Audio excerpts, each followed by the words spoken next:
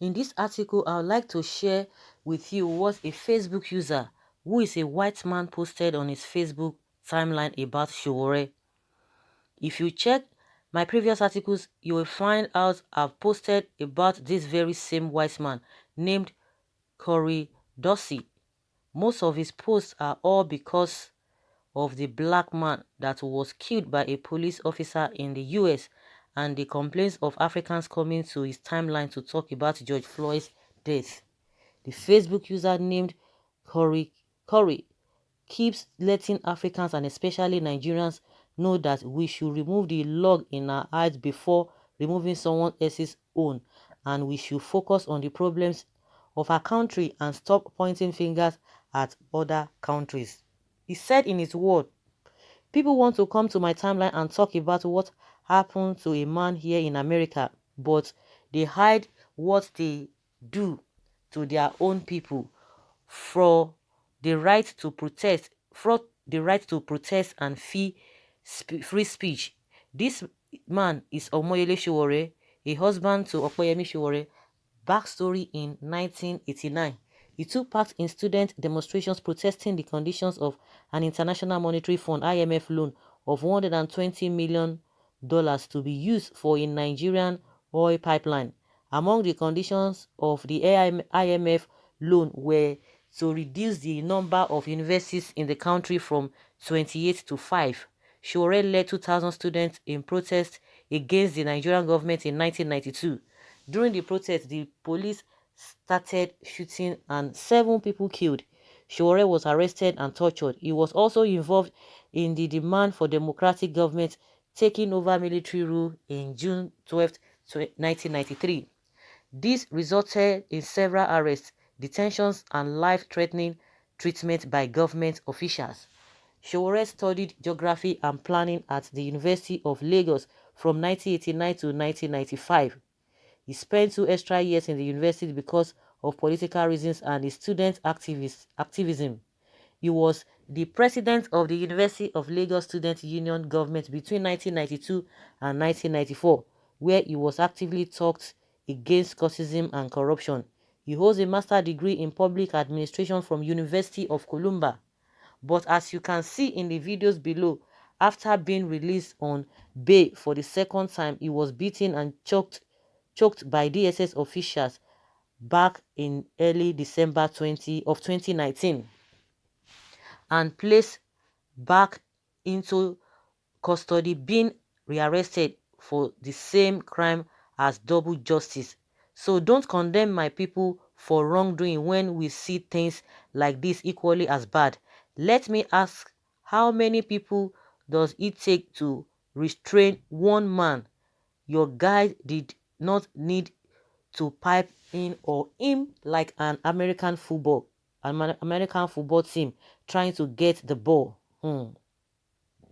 And some of the things he said again, people want to come to my line. Okay, that is exactly what the man has said. And some response to his statement says, it's really a pity, bro.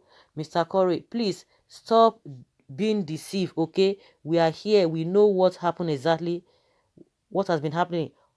He planned it himself, or did you see anyone with a rifle there and you don't care to ask what is his offense? So because of his wife they should not arrest him, or how do you mean?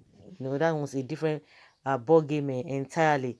I think what the person is trying to say is that a lot of things have been happening, that Sowore has been a freedom fighter as well. He has been talking about what is not right in the government, that Nigerians should focus on their own problem instead of looking into America. That does not take the fact, because Nigerians are still speaking, but that does not take the fact that it is only Nigerians that are saying or talking about what happened in America. It could have a point. Yes, Nigerians need to do more.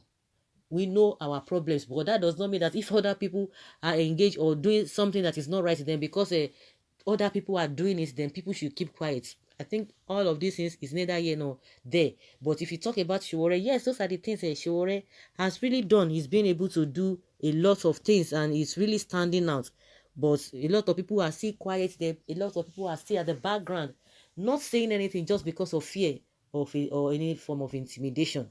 But that does not take the fact that what happened in America is something everyone must condone, or because it's happening, then some people don't have that moral justification to speak about it. I think that is where this white man is really getting it wrong. Okay. Not only the white America, I personally challenge one Nigeria-born John Boyega who led a protest somewhere in Europe against racism. I told this young man to come and fight the injustice and brutality at home. Let charity begin at home, not abroad. Afenifere leader's daughter was killed by Fulani herdsmen. Look at the killings going on in the Kaduna, Benue, Taraba, Plateau. In fact, nobody is safe here at home. Let's put our home in order before we can fight these ills in other lands. Everybody just saying what they want to say. That does not take the fact that those who are there, everybody cannot be in Nigeria. We still have some white people who are in Nigeria, and we still have Nigerians who are all over the place. We have other people who are all over the place. The question is that when people say, oh, come back home, or some people are really protesting that they should come back home, then what about you people that are home? What have you done? So it's the person who is out there that will come and fight for you people at home. No, everybody has a responsibility. Everybody has duties. Everybody has what, they have one or two things to do. You can't be saying people should come back home. The numbers of people who are at home are more than the ones that are outside the country. So why should you be picking on people that because they are doing something outside that they should come back? Then you should do your own part. Of course, we saw some people came out in Nigeria too, talking about protesting because of this George Floyd. They are entitled to their opinion, but a lot of people still came out for them. See, that why would you be doing that? See the Esme issue here and there. Is it that he just wants people to notice you, or what? Or just a nice service? A lot of problems. We know all of those things, but like my own point is that we should not take the fact that okay, something is wrong somewhere that people will not talk about it. Nigerians have been, not only Nigerians, other people all over the world, everyone is speaking. So if Nigerians speak too, that does not mean uh, they shouldn't speak, or because things are happening in Nigeria, they have no right to speak. Even other countries that are speaking, they still have their own internal problems. But that doesn't take the fact that they should not speak because of what happened in America. And that's just my own point. But that does not mean that we cannot do better. We need to do better. Of course, we know that people do not want to come out. It's a different scenario entirely, but that should not deter us, because we know the situation in Nigeria is different from the situation over there. People have been protesting, and you still be surprised that people are still feeding. But let there be protest. Even by the time that the government will know that there's going to be a protest, they will begin to deploy a lot of things to intimidate people. And even if people eventually come out to protest, they cannot even do it more than 1 day or 2 days. They'll be tired. A lot of people say, please, I want to go and feed myself. Because nobody is even ready to do anything for you, because the government is not there to help you in any way. So, and with all this intimidation here and there, you don't expect people to continue with that. We have different problems in different countries, but it still does not take the fact that what is wrong somewhere, other people do not have right to say their opinion, or to make their own opinion known. And someone says, okay, I made a post on Facebook which said that many Nigerians shouting Black Lives Matter is a hypocrite. Any say Nigeria condemning what happened in America, but is condoning what Fulani Esme and state-sponsored bandits are is a doom or a demon. We are demanding equal rights for our black brothers in the US. Do we have equality here?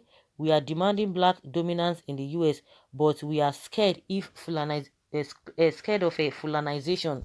The same way you feel about Ruga at your backyard is the same way these white Americans feel. Okay? And also, hypocrisy is in our nature. Okay, the man is right, for saying that instead of us to face our own problems, we are here talking about what is happening in America. Everybody has right to say whatever they want to say. Of course, they will still continue, but like I said, we have to do more. We have to really, really do more. The man is right. We are all screaming, "Oh, say no to rape" on Twitter. Nobody has the guts to protest, yet we want change. Sometimes I feel Nigerians are cowards. There is nothing wrong with airing your views or concerns. No matter the situation, we ought to point out cruelty and gross injustice when it shows. its ugly head. There's nobody that saw the video of a George Floyd horrific murder that will not perceive the injustice. Does that mean we were not appalled by the assault on Sowore? Concerning, certainly not. We must always call a spade a spade. Of course, you call a spade, and that's my own position. People still talk about it. For the fact that Nigerians are saying it, other countries are saying it, that doesn't mean they don't have problem in their country. So everything must be looked into holistically. So guys, let us hear your opinion. What do you think? Leave your comment below and let's have your take.